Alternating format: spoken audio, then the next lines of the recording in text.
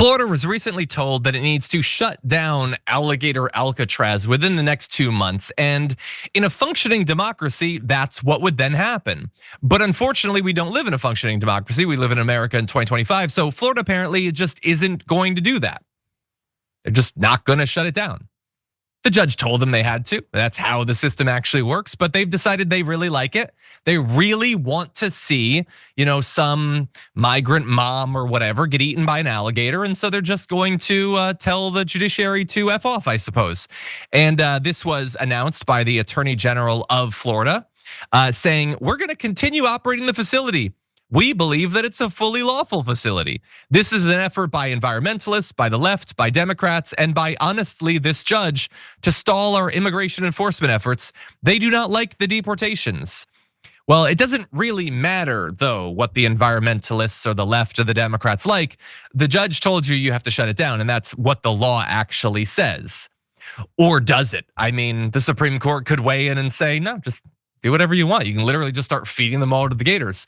And that remains to be seen. We're gonna find out over the next couple of months what sort of country we live in, at least where it comes to the ability of the Florida AG to give the middle finger to courts.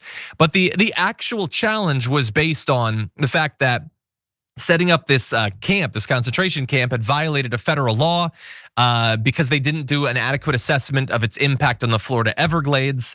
And that is true. They didn't do any of that. It went from a hat that was made about Alligator Alcatraz to them shipping detainees there in like a week or whatever. There was no legal process whatsoever. And so US District Judge Kathleen Williams gave the government 60 days to dismantle it. Said you can't do any more construction, you can't accept new detainees, which, look, thank God, because that's gonna save us a lot of money.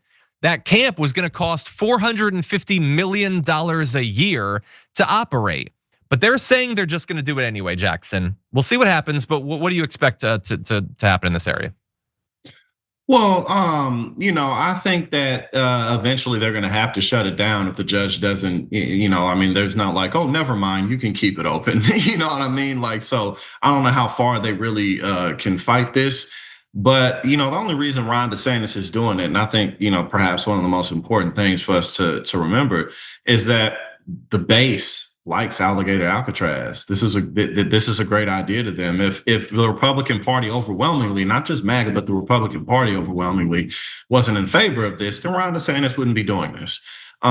This is going to help him with his base, whether it be the white Republican majority in Florida, or the light-skinned Latinos who think they white in Florida.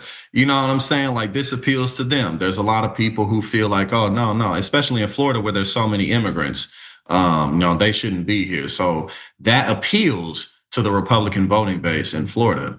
And we're still dealing with that. That's not going to shut off. As Trump continues to destroy his presidency, his legacy, as the Republican Party continues to destroy itself, the sentiments that got them where they are from the public, that's not just going to disappear. So I think we shouldn't fool ourselves into believing that, oh, racism, sexism, homophobia, xenophobia, that's just going to go away when Trump's gone. No, it won't, because unfortunately it's a part of the human condition, and we got to keep the fight alive at all times.